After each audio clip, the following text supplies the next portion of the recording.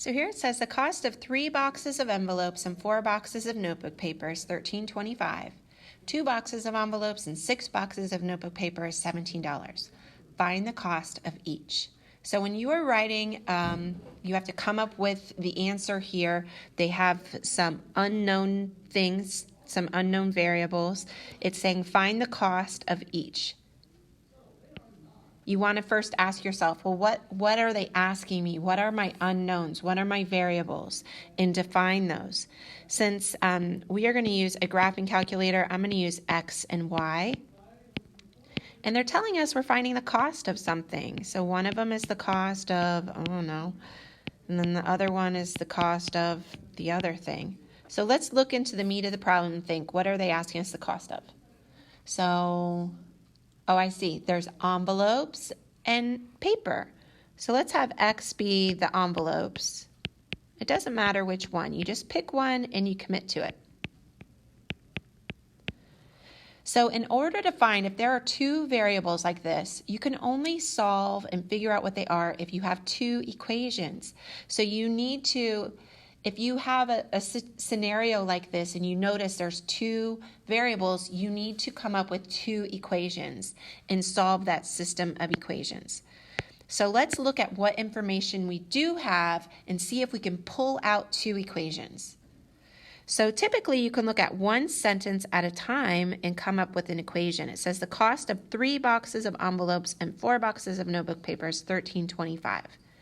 So remember, I talk about the structure of an equation. Before you get into the numbers, think, okay, I'm buying some, I'm going to pay some for some envelopes, and then I'm also going to pay some for paper.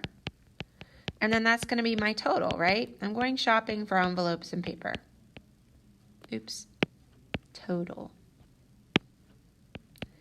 So let's start fitting in these numbers into this structure. So in this first sentence, how much am I going to be paying for my envelopes? Well, I'm getting 3 boxes and I don't know the cost, but I'm going to take that, however much they're charging me for a box of envelopes is what I'm going to multiply by 3. So if it was $7 for a box of envelopes, I'd be paying 3 times 7. I'd be paying $21. So I'm going to multiply 3 times the cost of the envelopes. The same with the paper. I know I'm going to get 4 boxes, but I don't know the cost. But I'm going to multiply 4 by the number or the cost of my paper, and that's going to tell me the total I'm paying for paper. So I'm going to multiply 4 times that cost, which is Y, because we don't know what it is. So we're using this X and Y. And it tells us the total is $13.25.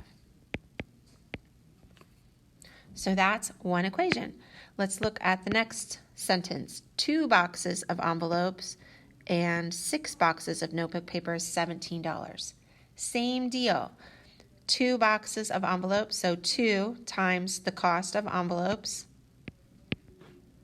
And then I'm also getting some paper, 6 of them, times the cost of my paper. And that's going to be $17. So let's write that down. You can solve this using substitution or elimination. I am going to use a graphing calculator. So let's go to Desmos, which you're going to get to use when you take the state test. Here we go. So I'm going to X out the ones from before. I'm going to add an expression and put in my first equation there. So it was 3x plus 4y equals 13.25. So that's my first equation. And here it's already here, or else I could have done plus expression.